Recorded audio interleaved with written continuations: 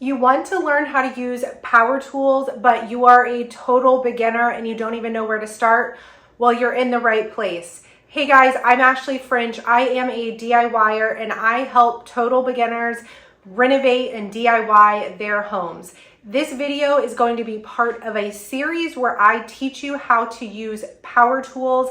I am teaching from the very beginner kindergarten level, so this is going to be easy to follow. And when you're done watching this, you're going to feel confident being able to use power tools. So let's get started.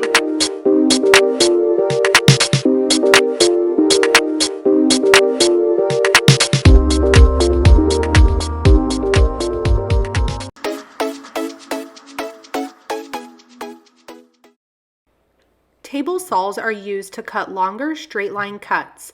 On table saws, the circular blade sticks up above the table surface and the operator feeds the wood across the spinning blade to make the straight cut. The flat top portion that sits on top of the base is called the table, and the long guide that is parallel to the blade is called the fence. Around the blade, you will find the blade guard assembly, which covers the blade. And the blade insert is the narrow insert on the table where the blade goes, and this button here unlocks it for when you need to remove or replace the blade.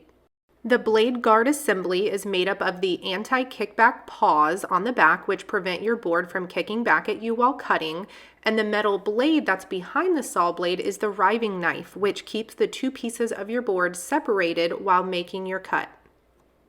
The lever that locks the fence in place is known as the fence locking handle, or also known as the fence dog.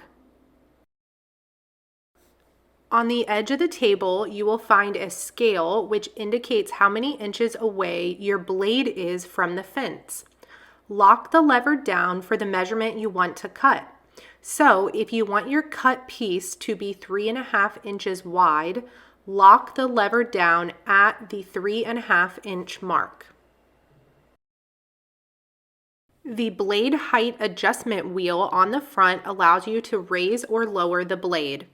Above that is the blade angle adjustment lever, which allows you to change the blade's angle for cutting mitered edges. And this green and red button is the power button. Before using your table saw, determine the amount you want to cut off your board. For me, I wanted to cut 6 inches off of this panel. I lifted the fence locking handle and moved the fence to the 6-inch mark on the scale indicator on the edge of the table.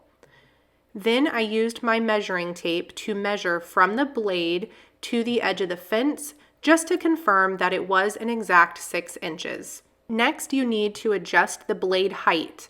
You want the blade gullets, which are the valleys between the saw teeth, to be 1/8 inch above the material you are cutting.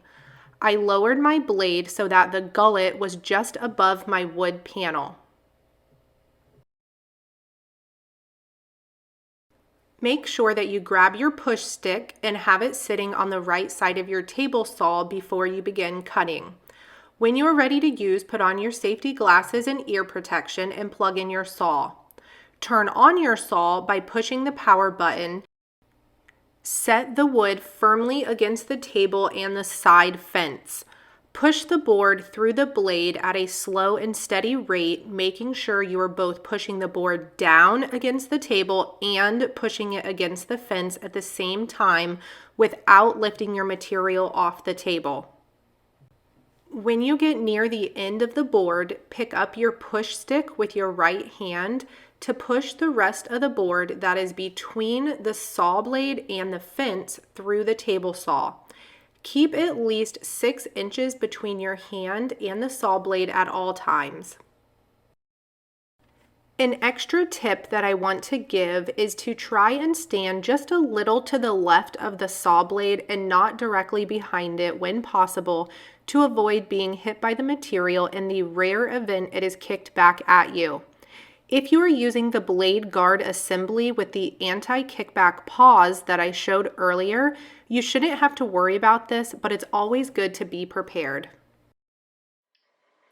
A table saw is a tool that I didn't start using until a little bit later on in my DIY projects. It does take a little bit of getting used to, and I feel like the more you use it, the more comfortable you get using it. It is pretty loud, so I will recommend wearing earplugs while operating it.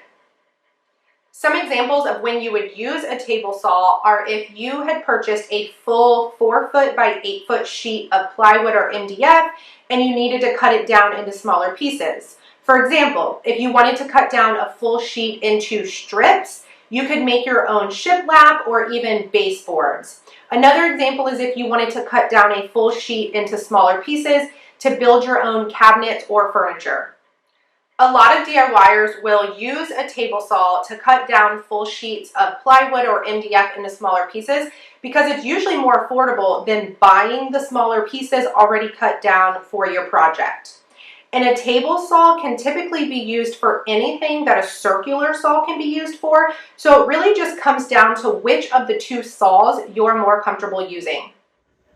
All right, guys, if you have additional questions, leave those in the comments below. I will be answering all of your questions and helping you guys in any way that I can. If you found this video helpful, be sure to head to my page because I have created a bunch of videos just like this on a variety of power tools because this is part of my series of Power Tool Basics 101. Hope you guys subscribe and I will see you guys soon.